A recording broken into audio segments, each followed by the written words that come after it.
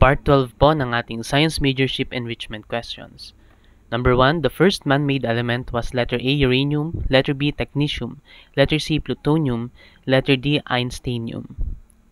Ang answer po natin, letter B, technetium. Ito pong gantong klaseng question, this is knowledge level, kaya po i-memorize lang po natin. Again, the first man-made element, technetium. Mahilig po ang board exam sa mga ganyan. First. Next, who developed the first successful polio vaccine? Letter A, Jonas Salk. Letter B, Louis Pasteur. Letter C, Alexander Fleming. And letter D, Robert Koch. Ang answer po natin, Jonas Salk. Okay, sa kanya po yung polio vaccine. Si Louis Pasteur, saan po siya kilala? Again, sa germ theory. Siya rin po yung kilala bilang father of bacteriology. Si Alexander Fleming naman po, ano po yung na-discover niya? By serendipity, yung penicillin.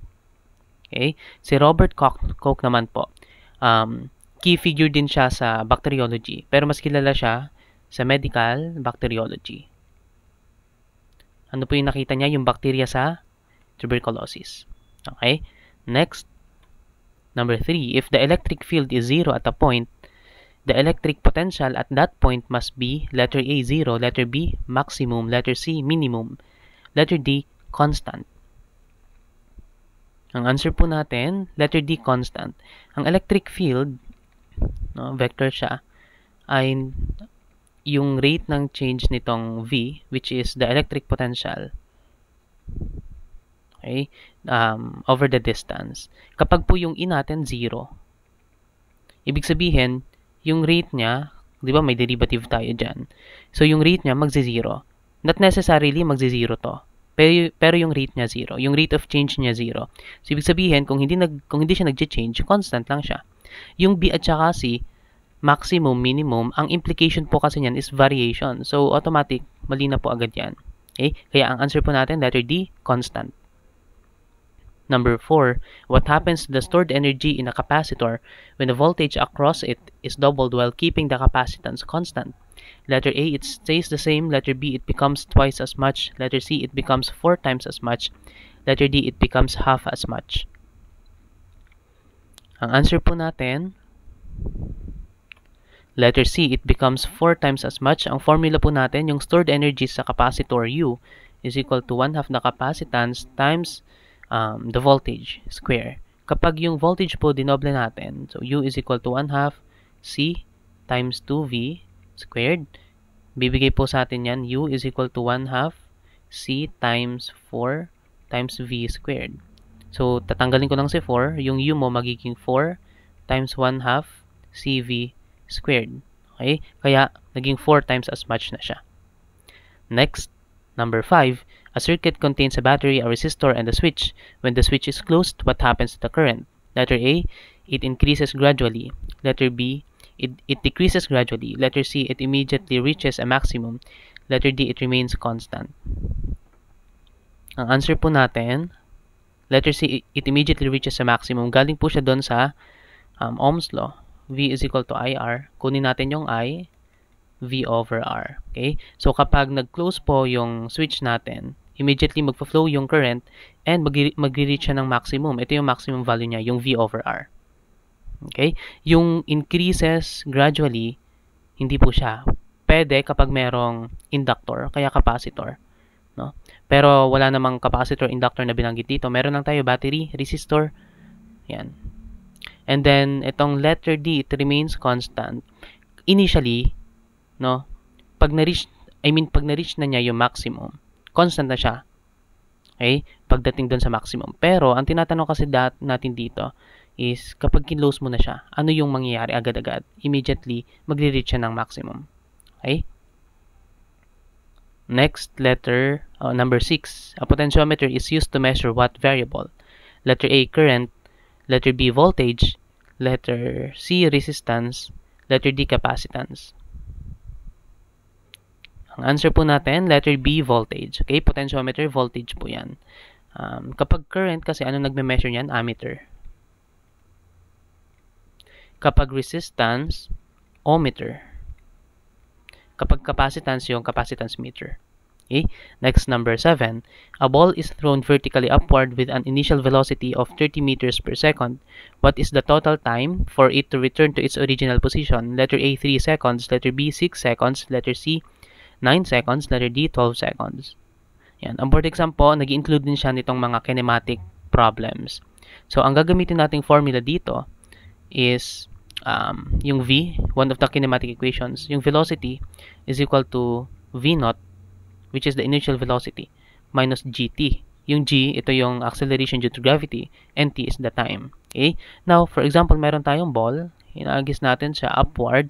Pagpunta niya dito sa maximum, okay, itong maximum point niya, pagpunta niya dyan sa maximum, yung velocity niya dyan, 0.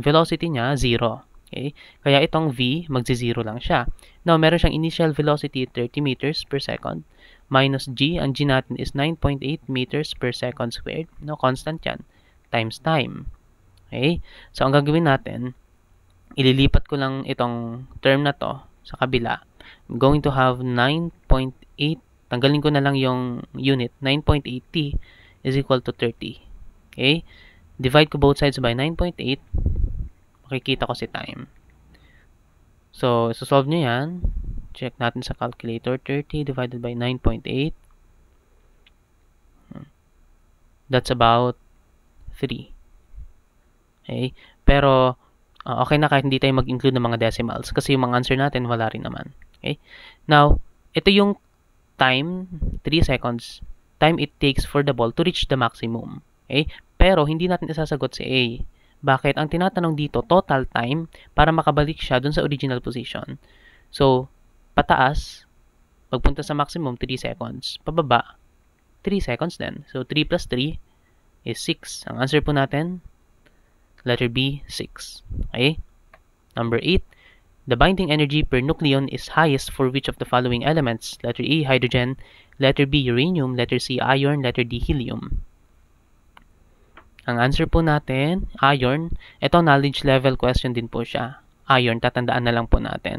Kaya po, usually kapag may mga fusion, okay, ang fusion po, di ba, nagko-combine yung mga lighter elements, nag-end up yan sa iron. Okay? So, pataas siya sa iron. Kapag naman fission, kung saan nagbe-breakdown yung atom, no, into smaller fragments. Kapag fission, papunta rin yan sa iron. Kasi ito stable yan. Tinutukoy dito yung iron 56. Okay? Kaya po ito, knowledge level, tatandaan na lang po natin, highest. No? Highest binding energy per nucleon, ang sagot natin, iron. Number 9, which international agreement aims to limit global warming to below 2 degrees Celsius? Letter A, Paris Agreement. Letter B, Kyoto Protocol. Letter C, Montreal Protocol. Letter D, Rio Declaration. Ang answer po natin, letter A, Paris Agreement. Ito, tinatanong po siya sa board exam, itong tatlong to, yung Paris, yung Kyoto, yung Montreal, minsan nakakalito sila. So, ang ginagawa ko, pwede mo silang i-arrange alphabetically. Mauuna si Kyoto, sunod si Montreal, sunod si Paris. Now, i-arrange natin ito, alphabetically, vertical, kung ano yung concern nila. Kapag Kyoto Protocol po, yung mga greenhouse gases, okay, GHGs. Kapag Montreal, yung ozone depletion dahil sa mga chlorofluorocarbon, CFCs. And then, yung Paris naman sa temperature. Okay, para mabawasan yung effect nitong global warming. Kailangan below 2 degree Celsius. Kaya temperature po siya. Ito KMP, alphabetical. Yung GOT, alphabetical. Again, ang Kyoto, saan siya? Sa mga greenhouse gases. Ang Montreal, sa ozone depletion. Ang Paris Agreement, no, ililimit, no, below 2 degrees Celsius. Next, number 10, the Gaia hypothesis proposed by James Lovelock suggests that letter A, the Earth functions as a self-regulating system. Letter B, the universe is expanding indefinitely. Letter C, the speed of light is slowing over time. Letter D, climate change is a natural cycle of the planet. Ang answer po natin, letter A, the Earth functions as a self-regulating system. So, ang sinasabi po nitong Gaia hypothesis is that ang Earth, pwede natin siyang i-treat as an organism na kayang i-maintain yung sarili niyang balance or homeostasis. Okay, yun yung po yung sinasabi niya. Letter B, the Earth is expanding And definitely, saan po to? Cosmological naman po to, no? The speed of light is slowing over time. Hindi po yan. This is very controversial. Itong statement na to. Letter D, the climate change is natural cycle of the planet. Hindi. Kasi natural. Ang Gaia hypothesis, usually ini-include niya yung human impact. Okay? Kaya, hindi po to. Ang answer po natin, letter A, the Earth functions as a self-regulating system.